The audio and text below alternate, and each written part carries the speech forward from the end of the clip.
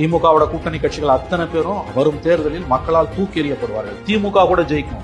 திமுகவோட தவறுகளுக்கு முட்டு கொடுக்கக்கூடிய இடதுசாரிகள், விசிக, காங்கிரஸ், இந்த கட்சிகள் வரும் தேர்தலில் மக்கள் மன்றத்தில் தூக்கி எறியப்படுவார்கள். எழுதி வைத்துக் கொள்ளுங்கள். அதை தாண்டி பாத்தீங்கன்னா சபர்புல இருந்து தாண்டி போனாலே வன்னியர்கள் தான். செங்கல்பட்டு, வடார்காடு, கண்ணார்காடு, பழைய எல்லா டிஸ்ட்ரிக்டும், சேலம், தருமபுரி. சொல்ல முடியுமா?